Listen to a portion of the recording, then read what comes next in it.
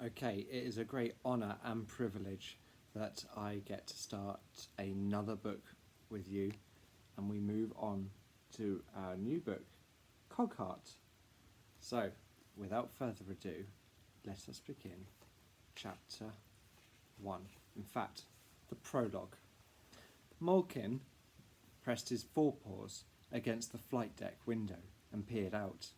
The silver airship was still following, gaining on them. The purr of its propellers and the whoosh of its knife-sharp hull cutting through the air sent a shiver of terror through his clockwork innards. The fox tore his eyes away and stared at his master. John's ship, Dragonfly, was fast, but she had nothing in the way of firepower. The silver airship, by contrast, bristled with weapons. Sharp metal spikes stuck out from her hull, making her look like some sort of militarized porcupine.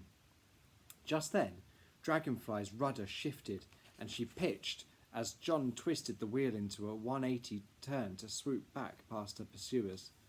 The silver airship shrunk away, but within seconds she'd swung around to follow. She began closing in once more, her propellers chopping through the clouds, throwing dark shadows across their stern. When the two airships broke into a patch of blue, she fired. A harpoon slashed across the sky and thudded into Dragonfly's hull, the point piercing her port side. Thud! Another harpoon speared into the stern. Malkin let out a bark of alarm as a stench of burning gas filled the flight deck, and the needles in the rows of instrument panels flickered into the red danger zones. Over the whine of their stalling engines, the crackle of straining steel cables could be heard. The silver airship had begun to pull them in. John locked Dragonfly's wheel and engaged her autopilot. He threw open the cockpit door and, with Malkin at his heels, dashed towards the engine room. Pistons pumped and crankshafts turned at full power while the cabin juddered and shook. In the centre of the floor, a metal egg-shaped pod sat among a tangle of pipes. John threw open its door. "No room for both of us," he said. "You go, Malkin." The fox gave a whimper of disapproval. "No, it should be you, John. Humans over mechanicals. It's the law." John shook his head. "I can't leave my ship. I need to try and guide her down safely, and you've no opposable thumbs." He gave her a half-hearted laugh and withdrew a battered envelope from his pocket. Crouching down, he stuffed it into a leather pouch around Malkin's neck. "This is for my Lily. See that she gets it." "What's in there?" John smiled. "Secrets. Tell her to keep them safe. She mustn't tell anyone about them. Not ever. Can you remember that?" "I think so." Malkin prodded the pouch, sniffing at it with his nose. "Good," John said. "Make for Brackenbridge. That's where she'll be. If you get out of this alive, I'll come find her." "Is there anything else?" "And tell her I love her." John ruffled the mechanimal's ears one last time. "It's at least a day's journey from here. Have you enough clicks?" Malkin nodded. "Take your winder anyway." John produced a tarnished key on a chain and hung it around the fox's neck next to the pouch. "Though heaven knows who'll wind you if I'm not there." "Thank you, John." Malkin stepped into the escape pod and curled up on the seat. "By all that, Tix, I hope to see you again." "And I you, old friend." John shut the door with a clatter, and the pod bay doors opened, and in a jolt the pod was free. As John watched it through the open hatch, shrinking away in the sky, an image of his daughter Lily flashed into his mind. If only he could see her one last time, tell her the truth about the past. He should have done it long ago, but he'd not been brave enough. Now Malkin would have to take care of things. Everything was in the letter. Another harpoon smashed through Dragonfly's hull, and whirring saw blades cut through the steel ribs, ripping cracks in the ship's tin chest. In a jagged screech, the cracks were wrenched into a doorway, and two silhouetted figures appeared. Their silver eyes glinted in the light. The thinner of the figures raised a stick with a skull handle. Then John felt a blinding shaft of pain, and everything went black. Chapter 1. Lily wrinkled her freckled nose as she trudged along at the back of the line of girls. With each step, her heart beat hard in her chest, and her green eyes flicked across the dog-eared pages of her beloved Penny Dreadful, hidden inside her schoolbook. She was enjoying a particularly gory scene in Varney the Vampire versus the Air Pirates, where Varney had captured the heroine in the disused attic of an Italian boarding school and was preparing to feast on her blood.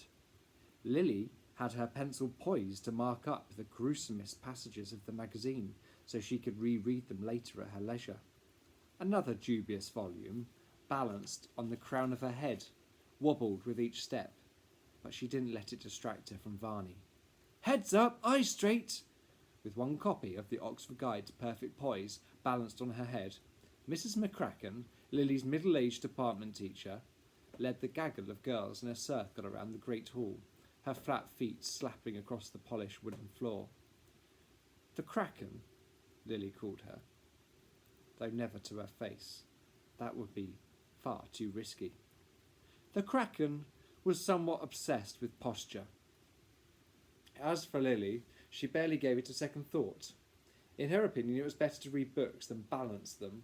That's what they were designed for, after all. And if you wanted to wear something on your head, there was a perfectly good item designed for that too. It was called a hat. Lily sneaked a brief glance at the other girls in her class. At the front of the line, Miss Lucretia Blackwell had her prim nose stuck in the air and 3 copies of Sensible Etiquette for the Best Occasions balanced on her perfectly coiffured hair. Second came Miss Alice Harvey, who had 7 copies of Butterwick's Guide to Better Manners balanced on her donut plait. With that monstrous hair bunkle, it was no surprise she never dropped a single copy. Miss Gemma Ruddle was next. She had 4 precarious copies of the Lady's Manual of Politeness balanced, and would stop after each step and pretend to scratch her ear so she could adjust her leaning tower of literature. Lily had long ago noticed the other girls never read in posture class. It seemed thinking and walking simultaneously was too difficult for them. She doubted a single important thought ever floated through their minds. If Spring-Hill Jack, or Varney the Vampire, or the Air Pirates, or any of the other blackguards who roamed England ever caught any of those girls in a dark alley, they'd be dead for sure. Dead before they'd practiced their conversational French. Dead before they'd politely discussed the weather, or asked, tea or coffee? In short, dead before their perfectly poised bodies struck the cobbles. And what use was deportment to one dead? No use. No use whatsoever. Stop! The Kraken yelled, and one by one the girls stopped in a neat line behind her, all except Lily, who, having failed to notice her untied shoelaces, tripped and stepped on Gemma's foot and fell. Ouch! Gemma staggered forward, clutching at Alice to try and keep her balance, but in vain her 4 copies of the Lady's Manual of Politeness slipped off of her head. Careful! Alice cried, dropping her 7 copies of Butterwick's Guide to Better Manners. Thud, thud, thud, thud, thud. Lucretia wobbled from side to side, grasping at the top of her head, but she was too late. 3 copies of Sensible Etiquette for the Best Occasions slipped from her brow and scattered at her feet in a crash of fluttering pages. Why don't you pay attention, you galumphing lump? The Kraken shouted. What have you got to say for yourself? Lily gazed up from the sea of fallen books. Was the woman talking to her? Sorry, she tried. The Kraken huffed. I said, what have you got to say for yourself? Oh, never mind. She took the Oxford Guide to Perfect Poise from her head and threw it at Lily, who ducked as the heavy tome glanced past her ear. You've been reading. You're not allowed to read in my class, I thought. And no thinking either.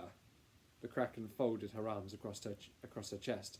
She turned a most putrid shade of puce. It perfectly matched her purple dress. Perhaps it was her tight corsets that made her face flush so.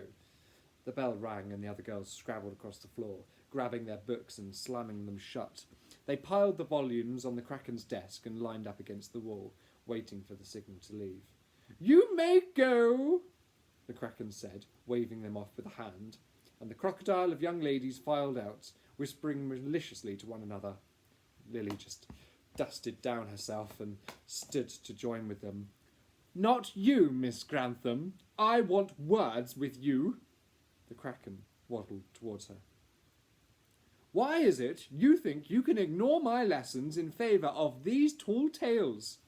She plucked the schoolbook from Lily's hands and examined the gory magazine hidden inside its pages, paying particular attention to the image of a bloody corpse with bat wings. "Where on earth did you get this balderdash?" "Papa sent it in his last care package, miss. He knows I like the penny dreadfuls." "Does he indeed?" The Kraken looked unimpressed.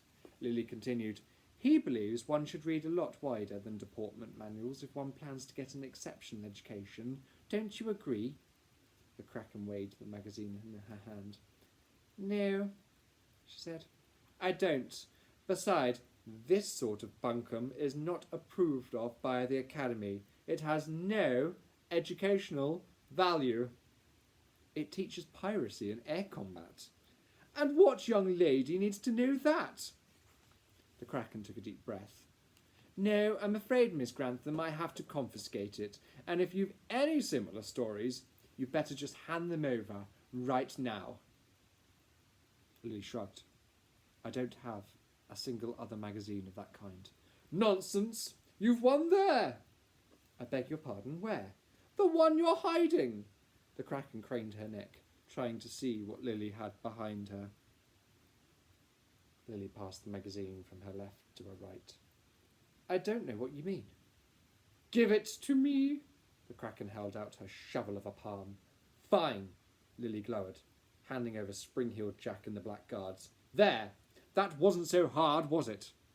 The Kraken wedged both magazines under her sweaty armpit. "No, ma'am."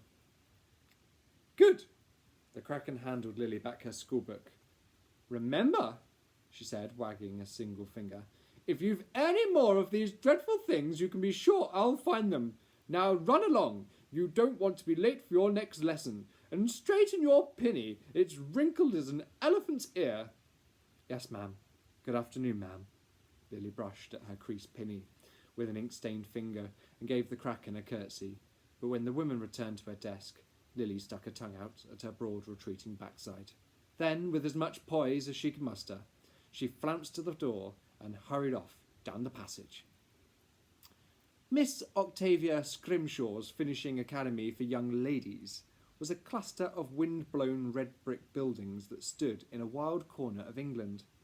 The school was proud to proclaim its elegant reputation in the society papers under a scrolled coat of arms, but the truth was, its reputation, like the buildings themselves, had steadily crumbled over the years, and now was badly in need of repair. Lily's father had chosen to send her to the school after she frustrated a number of governesses.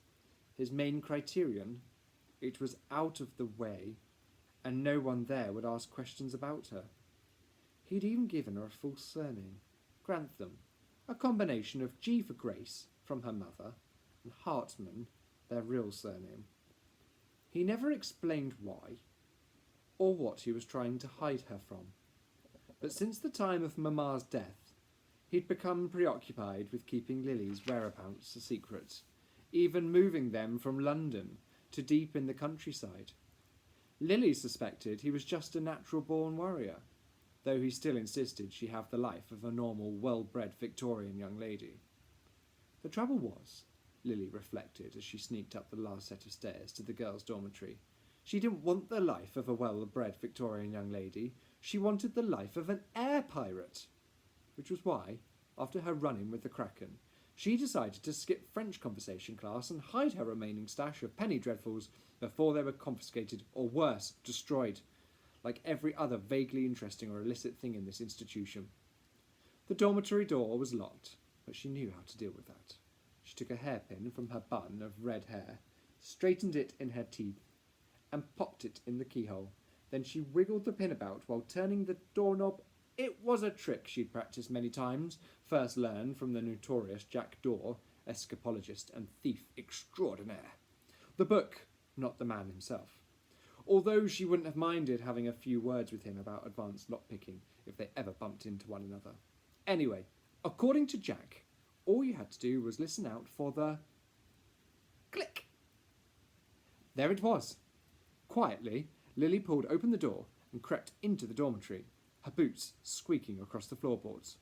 Ticking radiators warmed the room, and Lily heard the voices of the other girls chanting French verbs in the downstairs classroom.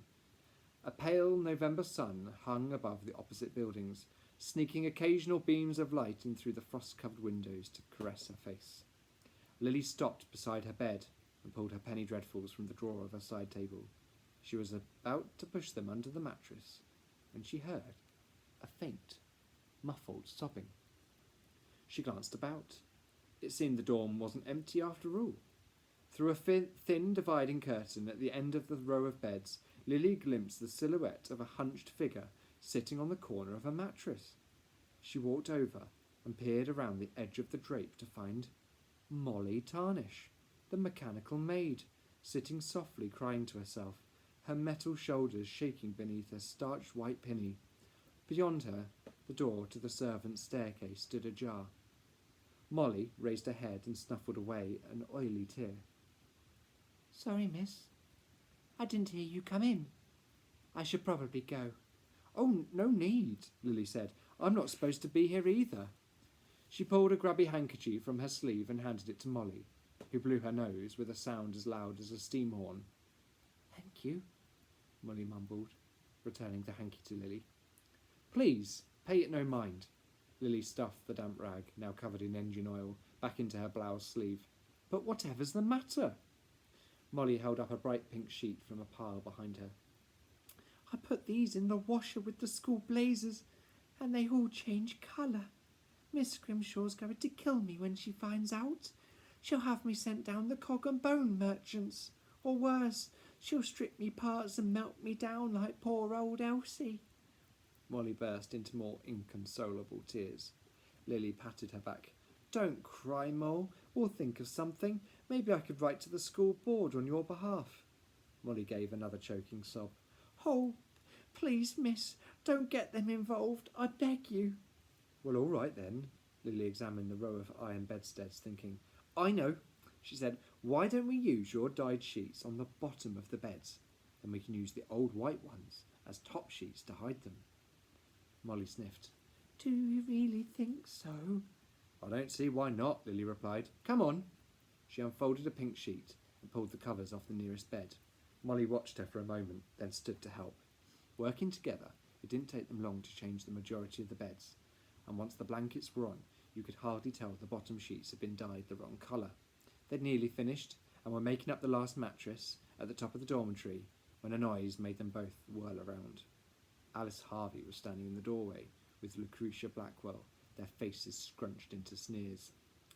"Look, Miss Harvey," Lucretia said. "Lily's helping with the help." "What are you doing here?" Lily asked. "Madame Leroux told us to bring you to class," Alice replied.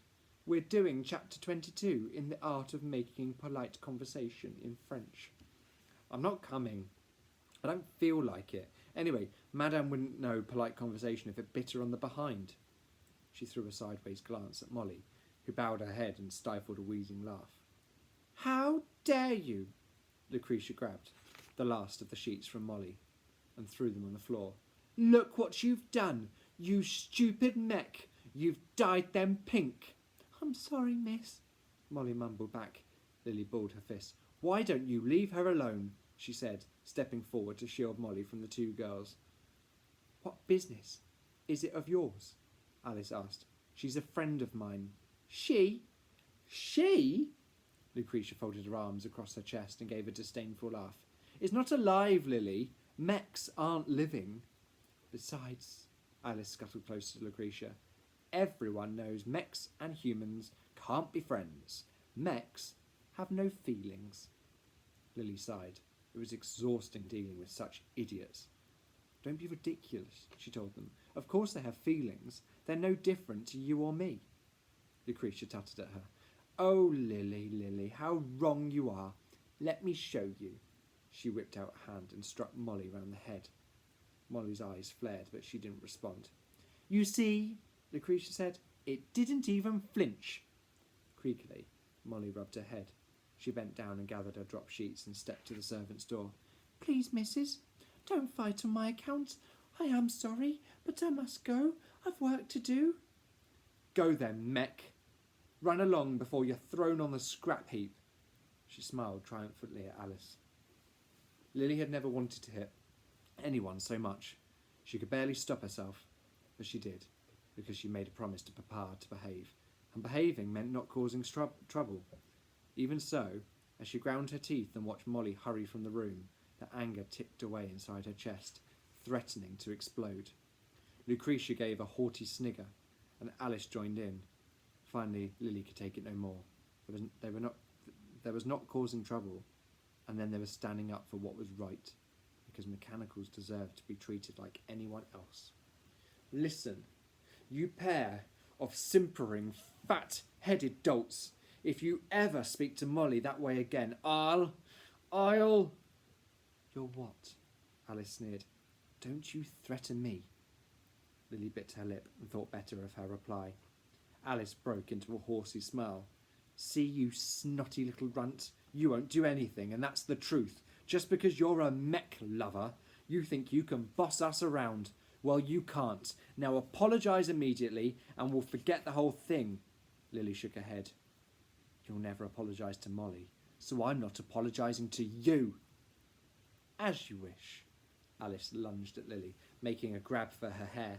Lily ducked away, and the girl's hands scratched at her collar, pulling at her bun. She tried to push back, but Lucretia joined in with her friend. She'd got a hold of Lily's other arm and wouldn't let go. Alice's long nails raked at Lily's scalp, scratching her ears. There was nothing for it. She would have to retaliate. She swung her bald fist at Alice's face. Crack! Her knuckles made contact. I said I was sorry, Lily protested as the Kraken dragged her down the corridor, pulling her along by the scruff of her blouse. Besides, she hit me first. Nonsense, the Kraken blustered. Anyone can see she has the complexion of a bruised beetroot. Her face always looks a bit purply. What lies you tell, child? They passed the main entrance and Lily glanced at the Academy's motto, carved in the granite lintel. Vincit omnia veritas. Truth conquers all. Not in this case, Lily reflected as the Kraken manhandled her down a flight of stone steps and out into the courtyard. In the quad, girls in thick winter blousons and woolen hats and scarves strolled arm in arm or perched bird-like on benches, their backs as straight as ironing boards. They whispered behind gloved hands as they watched the Kraken shove Lily down a narrow alley on the far side of the square. Everyone knew where that led. Past the row of tumble-down sheds and an outside latrine with flaky wood panelling, past a high wall fringed with crenellations of broken bottles, all the way to the coal bunker, crouched in the far corner of the grounds, its doorway dark as a demon's mouth. Rumour had it the bodies of the worst offending former residents were buried in that bunker, and when the coal ran dry their white bones would be revealed, poking from the dust. Please, Mrs. Kraken, Lily cried. Don't put me in there. I'm afraid of the dark. Rubbish. The dark never hurt anyone. The Kraken unlocked the bunker and pushed Lily inside. If you insist on behaving like a common chimney sweep, then you will have to live like one. Never speak back to those older and wiser than you. You'll stay in here until you learn the value of manners. The Kraken's angry face disappeared with a slit of light as she slammed the door, and Lily heard the snap of the padlock, and then her heavy footsteps lurching away across the yard. Alone in the cold, dark bunker, fear pricked at Lily's heart. She felt around her, her hands brushing icy lumps of coal. Against the far wall she found a wonky stool. She sat upon it, and it rocked back and forth precariously, one leg rotten. When she tried to put her feet on the crossbar, she discovered that was broken too, so she pulled her knees up onto one seat and hugged them to her. Their warmth, tight in her chest, felt mildly comforting. Something crawled across her ankle, and she brushed it away with the tip of her boot. Faint scuttlings echoed around the space, and she tried not to think of all the horrible things it might be. Earwigs, spiders, mice, rats. But as her eyes adjusted to the darkness, she saw something far worse. A dismembered arm sticking out from beneath the pile of coal.